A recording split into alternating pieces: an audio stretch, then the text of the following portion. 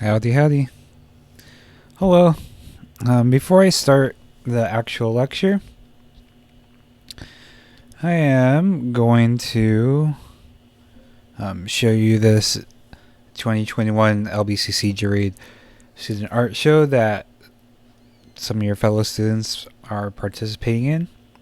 So this was put together by the gallery, and actually let me post this on the Twitch chat. Lobster broccoli. So here's the presentation. Yeah, so obviously since we couldn't, we can't meet in person due to there being a pandemic of sorts, which you may have heard of. We've been having to do things online. So I encourage you all to take a look through this to see what's happening at our school when it comes to artwork. I know some of you are students of art, or your art's your major, but a lot of you aren't. And I think it's great to see what's going on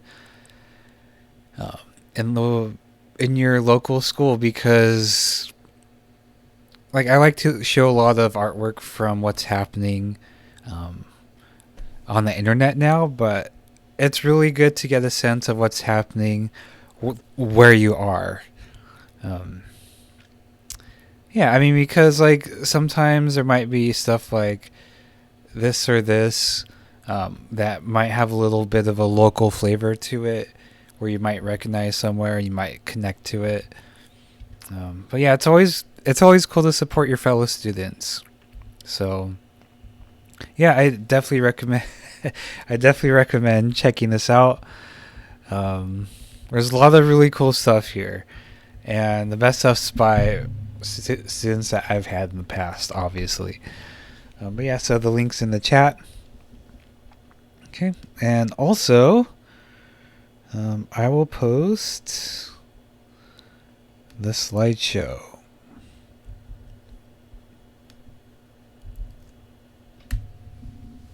All right.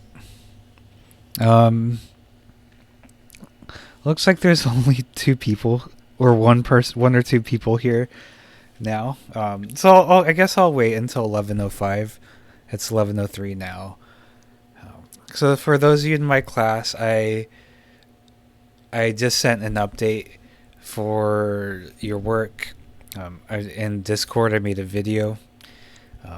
I assumed it would be done way before then, but forgot about video encoding and what is it called? Processing that YouTube does. So it's there. I just talk about new assignments and the juried show. Also, in general, I got my Moderna shot on Tuesday, and that really, really made me feel woozy. It felt like having a hangover pretty much for 2 days straight. It was awful. Obviously, it's worth it because I don't need to explain that, but yeah, please get your shots, your vaccines if you haven't already. Anyone over the age of, I think, 16 as of today is eligible to get their vaccine. 16 or 18, I'm not sure. And I think all of you are over 18. So yeah, please get your vaccines. So important. And yeah, make sure you don't have big plans the next day or two after you get it. But I am pretty much a lightweight, so that's the way the cookie crumbles in the jungle. Okay. All right, so it's 11:05, so I guess I'll get started. All right, so again, I posted the link in the chat, and I have my chat on my phone, so I'll be able to see that. All right, so this week we're talking about color. Last week I talked about the elements of art and principles of design, and color was just one slide because I wanted to expand on it. Because color is pretty much my favorite thing when it comes to art. If I didn't have color, I would be very depressed art-wise. And I'll actually show y'all. I have this screen or this piece of paper that you might have noticed it got brighter. This sort of diffuses the light. But yeah, I made a comic out of this and added a lot more color in Photoshop. So, this is my aesthetic, just having a bunch of different colors. It's fun. It makes it more juicy. Okay, so this lecture starts off with a little bit of a scientific way of defining color. I'm not going to get too heavy into the exactness of it, but it's basically just what is color, magnetic waves, their frequencies that the humans can perceive. And I'm sure you all have seen pictures of what bees see, and it's all purple and looks psychedelic and stuff. So they are able to perceive different wavelengths than we can. And so we only really work with what we know, obviously, because otherwise that wouldn't make sense. Okay, so the color we see is reflected off something. What does that mean? All right, so in this image, the red, green, and blue stripes, where it says white light here, that represents white light. And we'll talk about RGB in a little bit. So let's say you have a red paint here, and we have this white light, which again consists of red, green, and blue lights. The red will bounce off, basically, and the other ones will be absorbed. And we'll only be able to see the red part. Because if we didn't have any light whatsoever at all, for example, in this black, then we wouldn't be able to see anything. So again, like in the darkness, you don't see color because you don't see light. So light is necessary in order to see color, which is obvious, but we don't necessarily think about what color is, which again is what am I trying to say? Electric fields and magnetic fields, electromagnetic waves, basically. That's the word I was looking for. Bouncing off of different surfaces, and the surfaces have a color to it, and whatever the color the surfaces had. Oh no, I have a bunch of spam. So whatever bounces off, that's what we can perceive. But here's, and you don't have to necessarily know this right here. I'm going to talk about this additive and subtractive colors. But this is just generally what it is. All right, I'm not going to read this comic, but it's a Get Fuzzy comic from January 8th, 2007 that I actually remembered for some reason, and I searched for it for this class. But yeah, it gives a really good explanation for a Sunday comic strip. Okay, so we perceive light through the rods in our eyes. So here's RGB. These are cones, and the rods, we perceive lightness and darkness. But that's not what we're talking about today. We're talking about red, green, and blue cones. So within our eyeball, we have millions or billions, not sure, of these things in our eyeball, which help us perceive different colors. And based on what I said earlier about bees or other insects or other animals, they have different rods and cones, or different cones than we do. They can see different colors.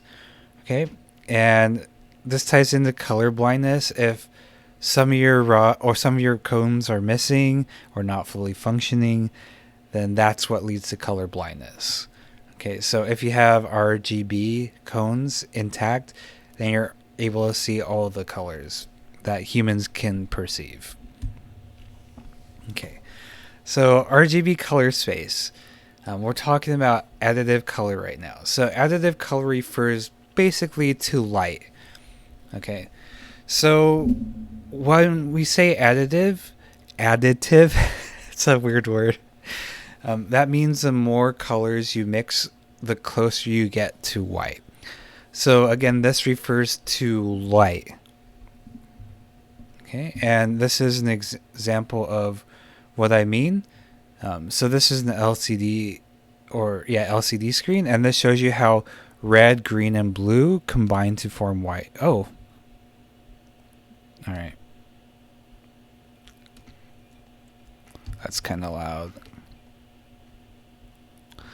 So as you can see, we zoom in, the white is actually red, green, and blue fully lit up. So those combine to create white because they're additive colors. We're using an RGB color space.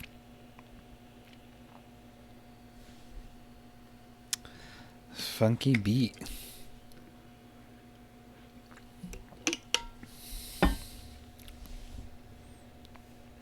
Yeah, so if you look closely at any LCD screen, you'll notice that when you look directly at the white really, really close up, which I wouldn't actually advise because that might hurt. It's all composed of red, green, and blue elements. Okay, and that's also why. Well, if I was looking at my TV, if sometimes you'll see like a rainbow effect in your screen, an LCD screen, if you look at it at a certain angle, it's because it's the way those the angle that you're looking at these red, green, and blue elements combining together. Some will be like it depends on the angle, like what you can see and what you can't. So it's kind of interesting. All right. So CMYK color space is subtractive color, and that that refers to the fact that when you add more colors, you're getting further away from white or closer to black. So that's the easiest way to remember, because I get confused between additive and subtractive. Additive is you want white, and subtractive is you're getting away from white. Okay, so this would just be like writing, for example, like highlighters and paint are the perfect examples of this. So in this one, when you add the red, green, and blue, again, in the center where they all intersect, it's white. But when you use cyan, magenta, yellow, and you add those, you get pretty much black or extremely dark brown. Okay. So the example here is if you're shining light onto yellow paint, you'll be able to see the light being reflected off the yellow paint, and you'll see the paint as yellow because wait, is that right? Okay, yeah. If you put yellow paint on the page, the yellow wavelengths, it absorbs the yellow wavelengths so they don't reflect. I get mixed up pretty easily if you couldn't tell. So RGB is a pretty obvious, like, kind of not necessarily primary colors, which we'll get to in a bit, but RGB, that makes sense. But why CMYK? So if you go back to this image, you'll notice that when blue and green intersect, it makes cyan. When green and red intersect, it makes yellow. And when blue and red intersect, it makes magenta. Okay, so it's not just weird random colors. It's actually what constitutes like the in-betweens of the RGB. And when you see CMYK, you'll see K, it either stands for key or black. They both mean black.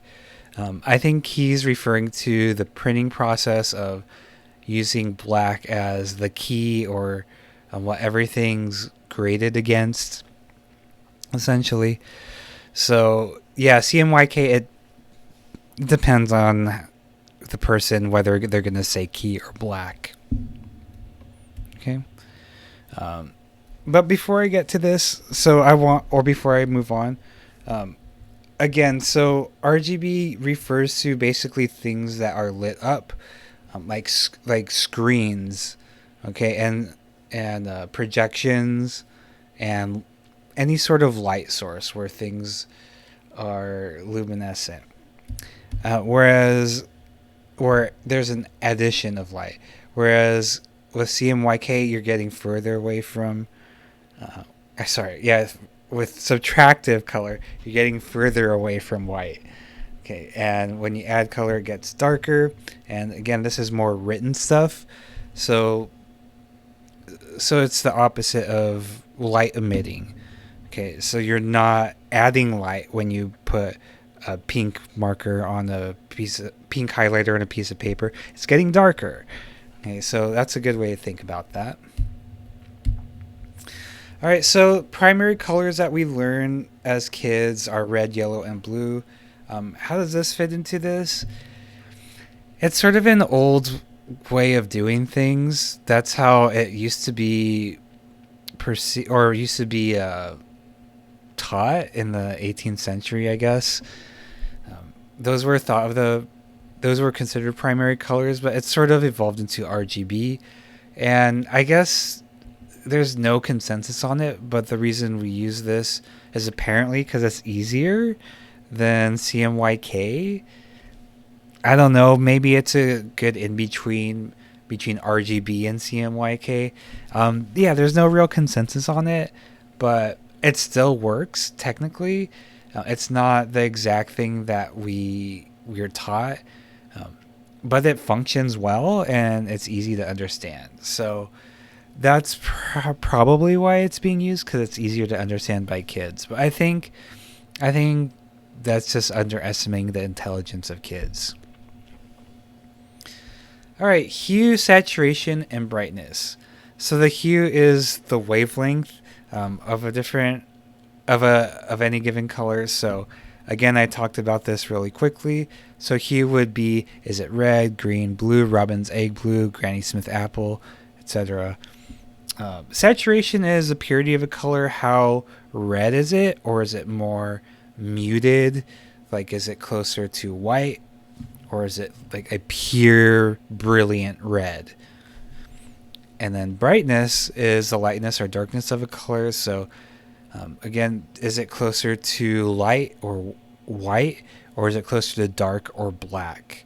So that would be like for red, light red, which is pink, regular red, dark red, brick red, etc. So those are three different ways to sort of define a color. You can't have one without the other, without the other two, because it exists within this this cone, I guess you could say. Okay, so yeah, hue saturation is also a color space based on human vision. That yeah, this is an art class, but it's so it's yeah, it's not. I'm not going to confuse y'all. So on a computer screen, what we have is called a gamut, which means we have a specific range of what the computer can see. The visible color gamut is what humans can see, and CMYK color gamut tongue twister is what we can see on in ink and stuff. So basically I'm gonna go over this again. So visible light, that's the largest amount of the biggest gamut that we know, because that's what the totality of colors humans can perceive. So that is represented by this big circle. And if you're using Photoshop and you're wondering what HSP is, that means that range. Okay, but within a computer range, which meaning you're looking at the screen right now, that there's less colors possible that can be displayed on this computer screen than there is in human vision. Okay, so to answer any potential questions, well, what about these colors that are outside of this gamut in this diagram? They can't be represented, so this is just an approximation of how this works. So, yeah, and then the CMYK color gamut, that means whatever you can print in ink. There's less colors available to perceive than there is on the computer screen, which again is less. There's less colors perceivable than there is in human vision. So, yeah, this can get kind of confusing. So, a gamut, GAMUT, that means the amount of colors that can be perceived. Okay, so again, humans' vision has the biggest gamut. Computers only see a smaller amount of that gamut, and then whatever you print off the computer with ink, that's an even smaller gamut. So when you print out something in color that you're actually, an example is, let's say you see this really beautiful painting with very gorgeous colors in a museum. You take a picture of it. Then when you look at the image, the digital image, you notice the colors aren't as brilliant, or they're not as vivid. The reason is because, again, we can perceive the physical thing better than the camera can take a picture. And then if you want to make a print of that photo that you made, you'll notice that even the picture, the digital picture that you took, has a wider range of colors than what you printed out. And that's just based on limitations of technology. I'm sure I'm sure we'll get to perfect human vision gamut at some point, and we might even be there now. I don't know. But yeah, so it's kind of interesting. So think about that next time you see a print of a photograph, like when you see in art history books. What I'm showing you on screen is more accurate than what you see printed in the book, which is kind of interesting to think about. All right, so I just have this Bayo as just a break from all this technical talk. Bear is just Bayo is just a funny way of saying bear. So this image was by one of my favorite artists. And it's inspired by this image of Bayo with apples. Yeah. So yeah, I just thought it'd be fun to have a break of a Bayo enjoying apples. All right. So color balance in photography. Okay, so this is important because, again, human vision is different than how cameras and screens see things. Okay, so if you're not familiar with color balance, it's basically, do the whites look like they should according to human vision? Okay, so if you take a picture and you notice everything's tinted a little bit green, that's because the color balance is off.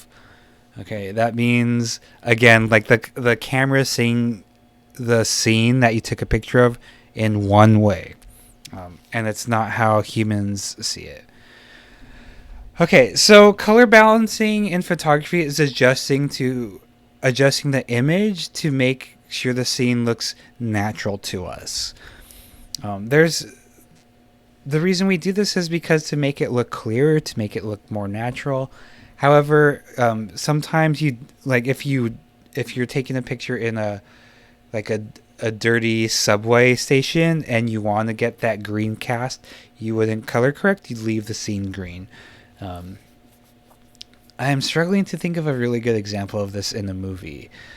Yeah, I don't know. I can't think off the top of my head. And so the way we determine what is correct, according to us, our perception, is by using the whites in the image. So we have this I think this is Taj Mahal, or it's really low quality, so I can't tell if that's actual Taj Mahal or like something similar. I don't know.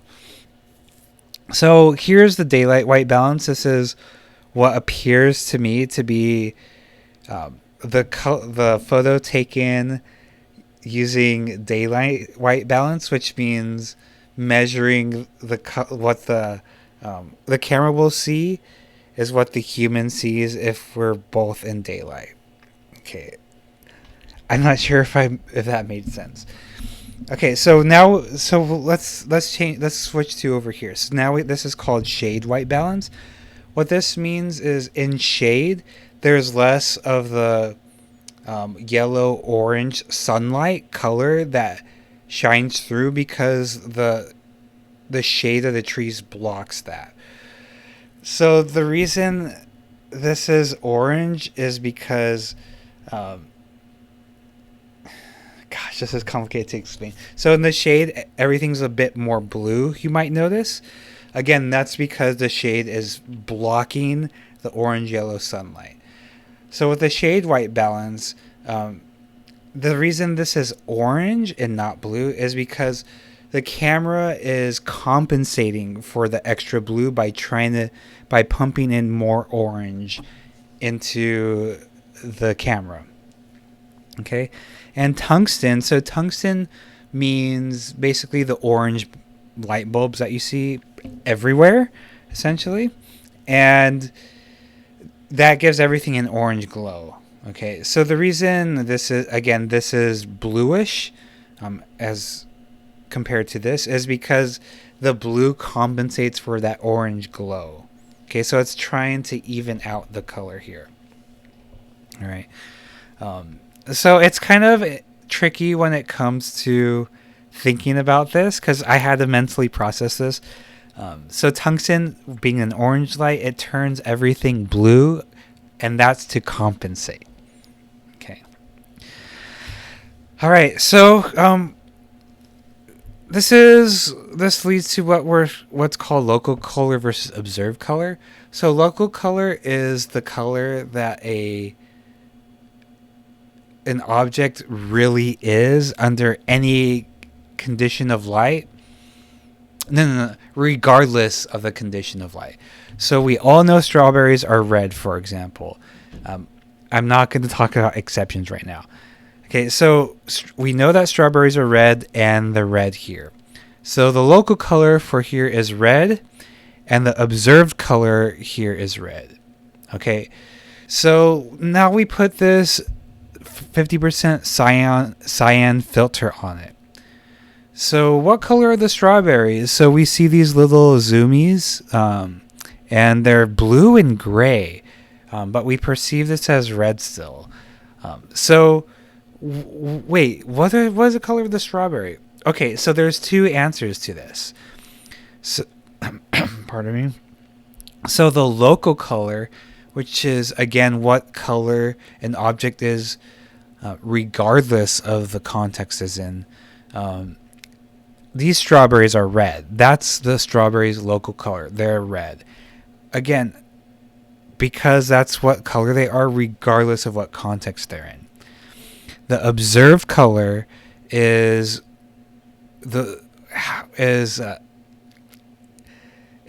including how that color changes.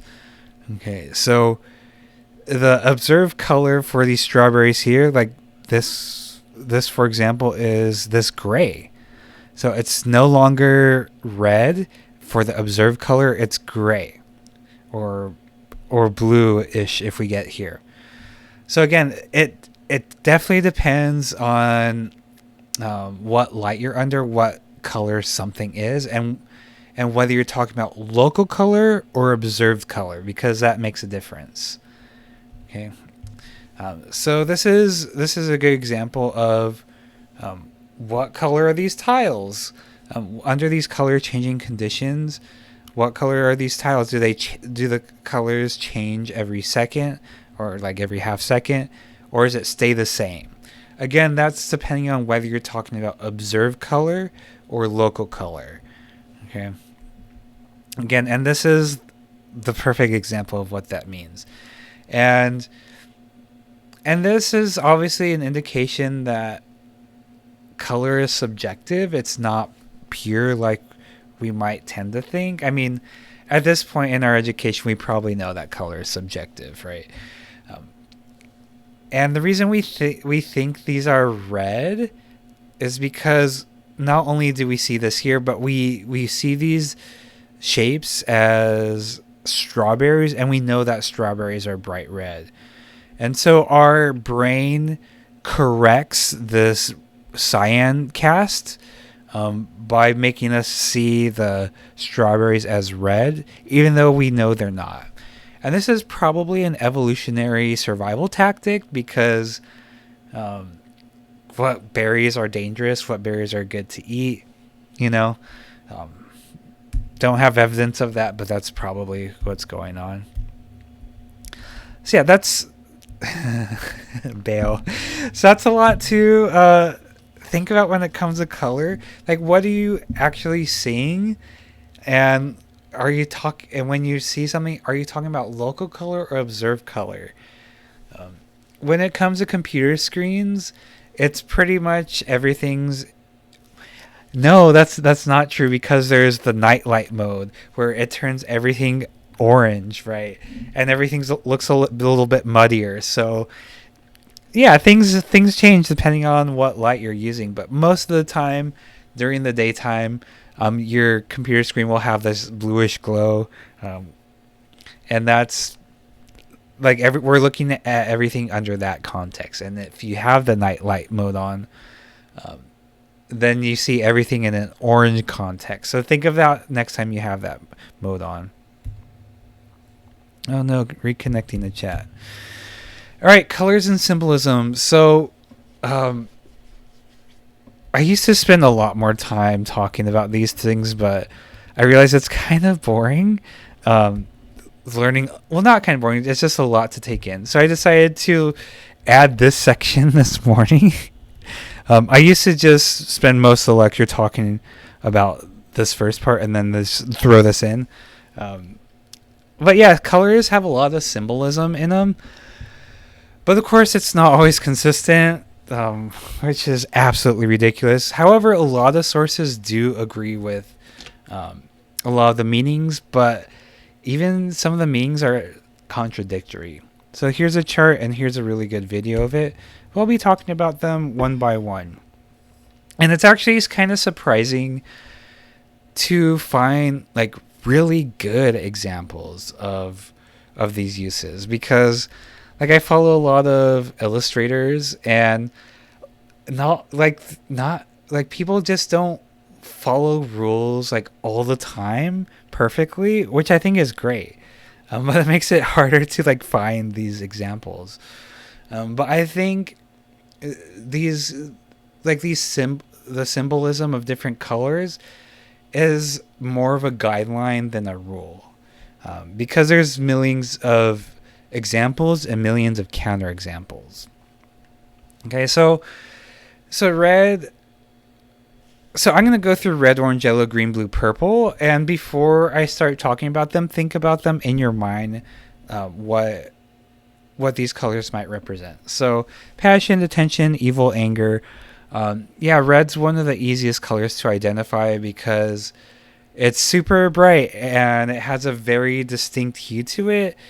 The example that's given all the time is cops pull over people driving red cars more than any other cars because they stand out. It's, red stop signs, blood, for example.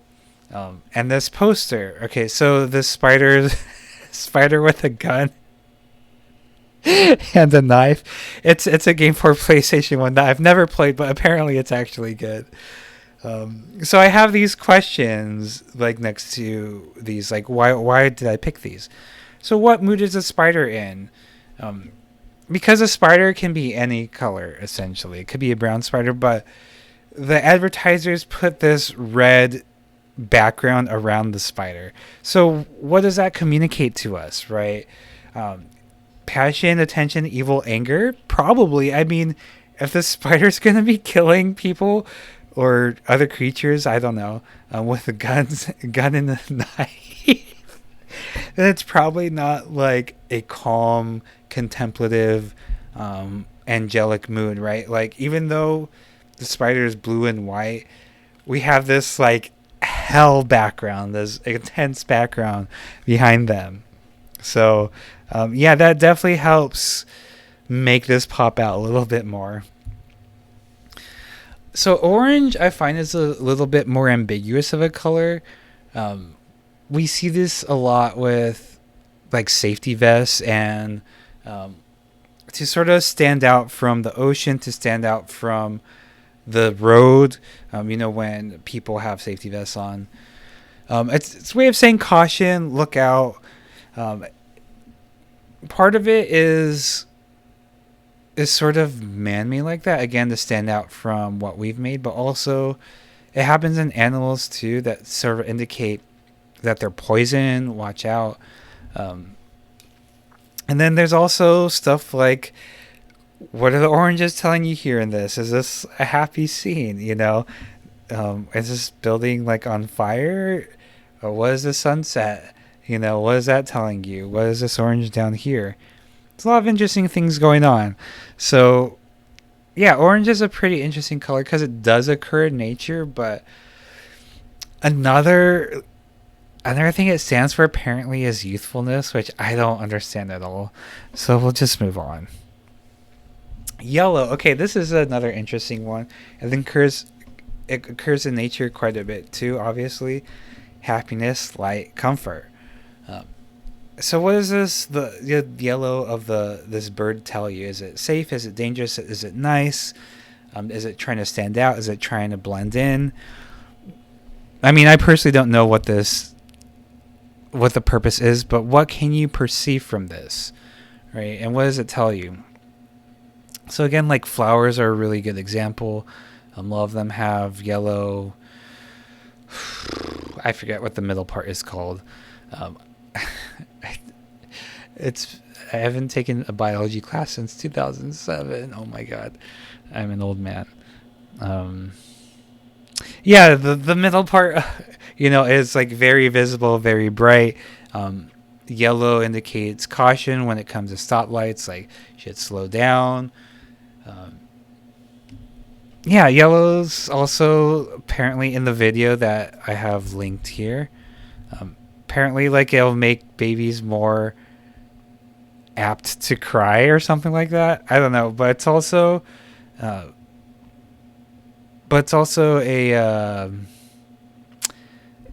apparently it's a little bit more complex for the brain to process. I don't know. That's something I read in a skateboard magazine like years ago. Green. Okay, so green is also kind of weird in that it has a lot of different meanings, like life, growth, and envy. I don't know where the envy comes from. Envy is, I guess, it's not necessarily a man-made thing, but because like other animals can envy what other animals have, but yeah, I don't really understand that. There's probably some mythology behind that. But yeah, the question is, what do the colors of the leaves tell you? Is this a healthy place? Is it dying? Obviously, we see these trees as healthy because of chlorophyll or whatever. So yeah, we associate health and growth and apparently envy with green, and also weed. When I was in Europe in 2008. Before weed was legalized here in the United States, there's a lot of green plus signs, and I thought, oh, like, are these weed shops? That's what my association was, And now, like, yeah, it definitely means weed, like, especially in Oregon. Yeah, green plus means there's marijuana here. Which is like associated with like plants, obviously. Yeah, this is from a game called Proteus, which is incredible. Highly recommend it. Blue, comfort, stability, coolness. So I would say like the coolness is obvious. The comfort and stability, I don't those I would say those don't always hold true because like stability is supposed to stand for like like cops have blue for stability, but they're corrupt as hell, so that's obviously not true. And also like the ocean, it's scary as hell, so that's not exactly comforting. But the way it can be used can be comforting, right? But again, like you know, it's kind of a weird thing because like this scene, which is very icy, that doesn't seem very comforting to me, and it doesn't seem stable, right? So I kind of don't agree with the general uh, consensus of what blue means. But again, it depends on the context and how it's being used. Blue is my favorite color because it's vibrant. It sort of makes me subconsciously like quenches my thirst in a way. It just feels good.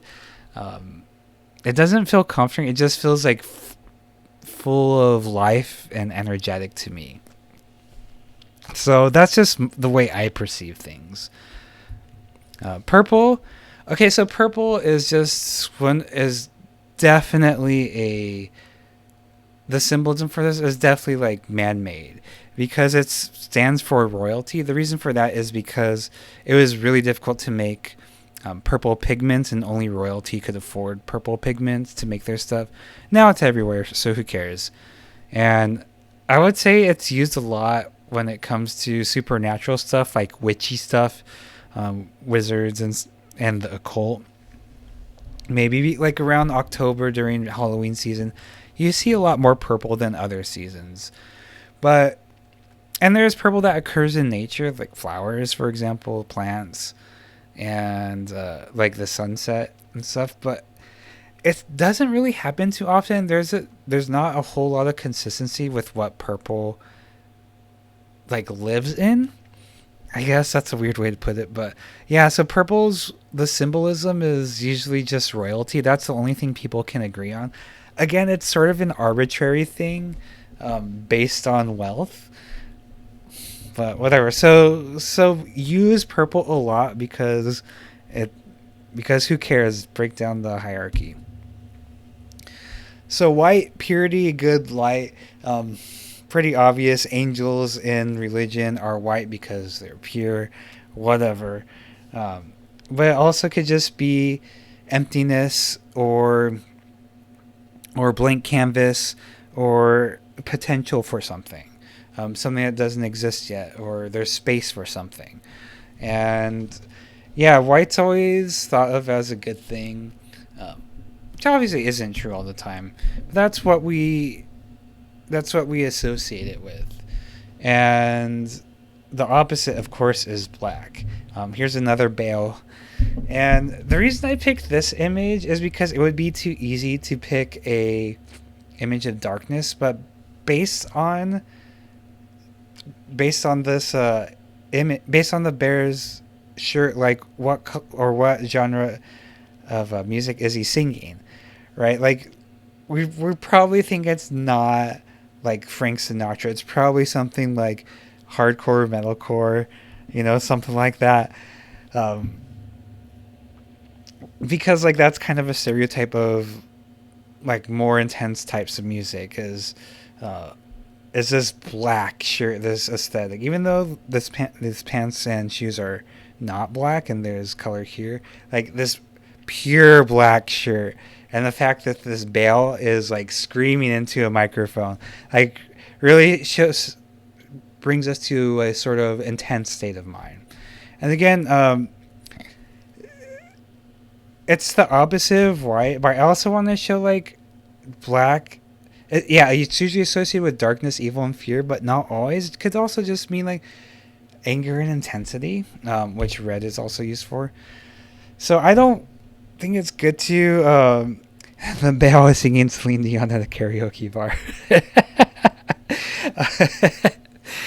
So yeah, like there's associations with what black is, and again, like the likelihood of this Beo singing like Frank Sinatra is pretty low compared to metalcore or whatever.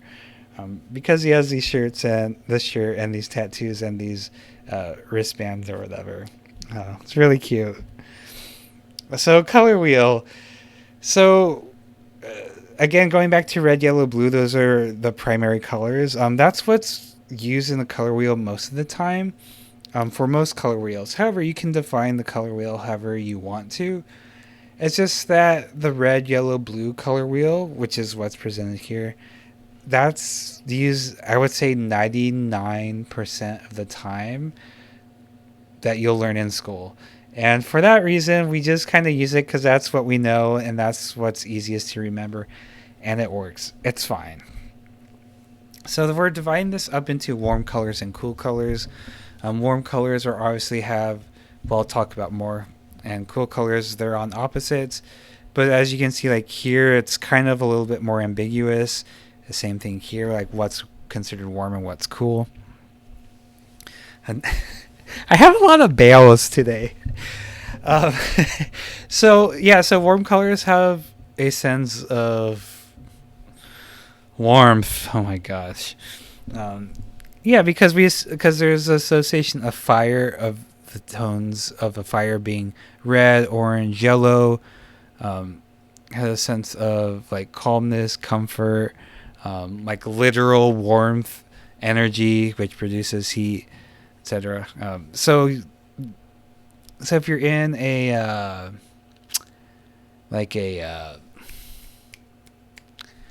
what am I trying to say? I lost my train of thought. Anyways, so yeah. Okay, so here's a good example on the left. So browns and pinks are warm, and brown is basically dark orange in a sense. But yeah, this has a warmer tone to it. To me, this seems more low key and light and cozy. That's the word I was looking for. And this one like reminds me of a sunset. It is sort of comforting and nice. It's a nice gradient to me. However, I didn't include, now that I think about it, it's kind of weird. I should have included like super bright, intense, warm colors as well. But you get the idea. Cool colors. So that's the exact opposite. It means sort of a lack of energy, coldness, despair, whatever. So we can think of like this forest looks like it's a lot colder and less happy to be in than like this, for example. Or if we go to an icy or snowy part of the world, it's a lot cooler. I like this image because it's mostly this cool blue color that indicates ice or snow. But then we have this nice orange sunlight to have this contrast to it, to show that it's not completely cold and desolate, but it's heavily dominated by the blue coldness, and generally, it's generally uninhabitable. I think that's a word. And here's a contrast between warm and cool colors even further. This is from a game called AER, Memories of Old, where our character right here, we're right next to a glowing light. This takes place inside a cave. So we have this light, which is a comfort to us. And then down here, which we're going further down into a cave, we don't know what's there. It's a little bit more unknown, and that makes it a little bit scarier. However, we're here by the warm light, which brings us a little bit more comfort, and we can see a bit more. Okay, so there's different color schemes, complementary colors. I just saw this image online. I forgot to do it. That's a more cleaned up version of this, but so this is complementary colors. So these are colors on the opposite part of the color wheel. Obviously, it's not yellow and purple. It's the cyan and orange. So this is a really intense color scheme. Christmas is, what are those two colors? Red and green. And then the Lakers, which is a basketball team, has yellow and purple. That stands out quite a bit. They're really intense colors. If you're using these in the composition, using these colors together makes these colors quote unquote vibrate, which means they really like bounce off each other, and they're really intense. And if you're very sensitive to intense stimuli, then it'll mess with you quite a bit. There's this concept in games and video games called Blorange, which is using blue and orange lights in a game to create like contrast, and it can be used very lazily and looks kind of cheap, but it could also be used in very good ways as well. So complementary colors, again, are something I would definitely use with caution if you're going to use them. Make sure you know what you're doing and just don't do it all hullabaloo. So we're going to do this little exercise. So you're just going to stare at the screen for 1 minute and 23 seconds. Well, after this.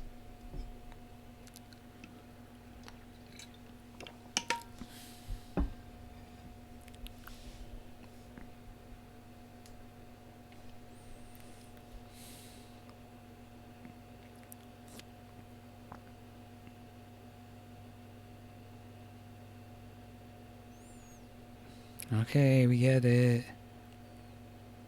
So just stare at this for the entire time it's up.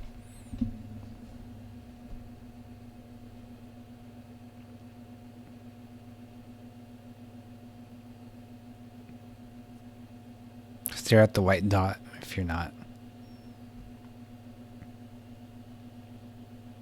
I actually like this music.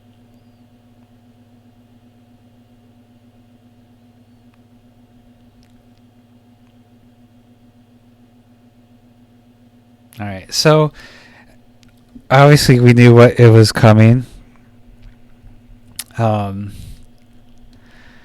Cool, huh? Super cool. So yeah, this is a complementary color. We see the negative of what the image was. So again, we stared at this. That's what we had in mind, and then our mind like projects the opposite of this onto this white image. I don't know exactly how it works, but it's pretty interesting. And then Blorange, JQ, is that how you say it? Blorange is also super common, like film industry posters and DVD covers. Yeah, it's a very easy way to draw people in, for sure. So it's extremely intense. Analogous colors. So these are colors that are next to each other on the color wheel. Obviously, this is like these three colors. It creates a sense of unity within the color scheme, and it says right here, a serene and comfortable design. This takes place in probably different galaxy or something like that, so it's kind of scary. But in general, yeah, it has a really nice way of being bright and exciting, but not being too loud. Unlike this, like this image is pretty loud. This one's more subdued, and even though it's very intense, it has this nice balance between the reds and purples and violets in here. Okay, here's a couple other examples with Starjetti, using the blues and teals. It's definitely a sad scene. That goes back to that first Get Fuzzy comic. You'll see the punchline, actually. I don't want to ruin it for you. But yeah, it's sad. We know blue means sadness sometimes. And then here's Peony Gent, which is one of my favorite comic artists. This is one of their works. I'm using orange and red and yellow. And it stays within a certain limit of colors. So it can be intense and pop out like this, but it's still not overwhelming. And then this one is more subdued, and they go with each other pretty well. All right, triadic colors. This is very, very rarely seen, but it's three colors on the color wheel spaced evenly apart. So this would be red, yellow, blue. That's what's presented here. Honestly, like this has this here as well. It's it's so hard to find triadic color schemes in art because, as you can see, it's kind of like gaudy. It's a different kind of gaudy than the complementary colors because instead of 2 colors competing for your attention, there's 3 colors competing for your attention.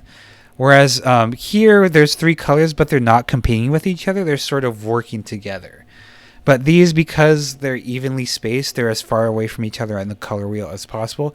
They are competing with each other. So, yeah, it's kind of gnarly. This is Froyo Tam, who she uses a lot of early 2000 like futuristic aesthetics in her work. And yeah, it was really hard to find this the use of purple, green, and orange. This is a map from Unreal Tournament, a custom map, and it has a weird like factory, like supernatural monster feel to it, right? I don't know. Yeah, you don't often see these. All right, so split complementary is a much more difficult way, or much more difficult color scheme to actually implement. So this means basically complementary, but instead of but one color is here, but instead of the direct other color, it's the colors on either side. So this is a gift from Manifold Garden, which you can follow forever, I guess. Where it has this blue tone right here, it has this more yellow tone here. Or sorry, it has a cyan tone here, it has this orangish tone like here, and a like darker red up here. Okay, and this again is not often seen. Yeah, this one's a little bit interesting because it looks like, I don't know if this is split complementary, honestly. My perception changed since the last 2 years I taught this. I don't know if this is split complementary. I would say no. Let's skip that one. Again, like color is very much based on perception, and yeah, that last one didn't work for me. Tetradic. Oh my gosh. Okay, this is probably my least favorite of them all. If you can pull it off, that's awesome. But these are 2 sets of complementary. So here we have the yellow and purple with the green and red, and it's just like way too much going on. I think Bowser and Bowser Jr. get a pass because they're adorable here, but I would very rarely ever recommend people use this color scheme. All right, I need to go quicker. So achromatic is really interesting because people think of monochromatic as achromatic, but achromatic means there's no color whatsoever. So if it's just black, whites, and grays, that's achromatic because it doesn't have any color other than black and white. Okay, and here's a couple examples. Go ahead and read this comic while I get a drink of tea.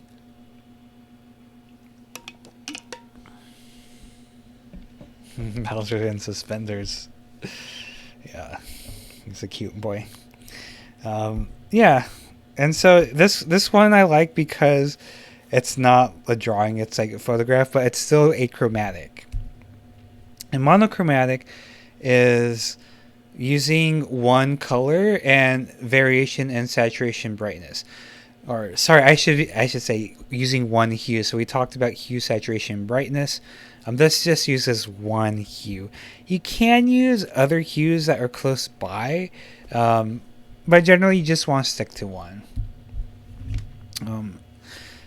Oh gosh, yeah, this person, they're not on Twitter anymore, and I don't know where to find their work anymore. I made this presentation a couple years ago. This is a game called Cairo, which has different scenes, different colors, and they're usually just one monochromatic color. I just said the same thing twice. And here is Carl Burton, who has a lot of amazing digital work. Most of his work is monochromatic. And this would be achromatic.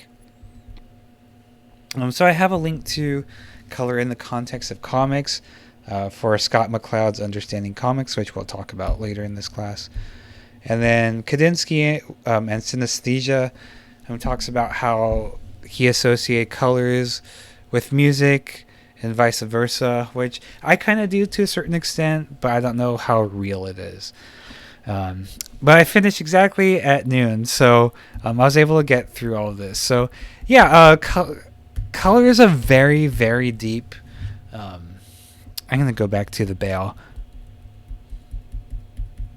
Yeah, so color is a very deep subject, and there's entire classes on color theory and how to use colors, and this is like barely touching anything at all. In fact, I think most people who teach this class don't have their own section on color.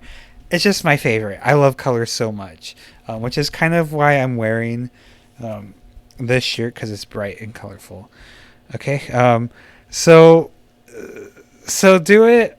So before that, I'm gonna see if I can show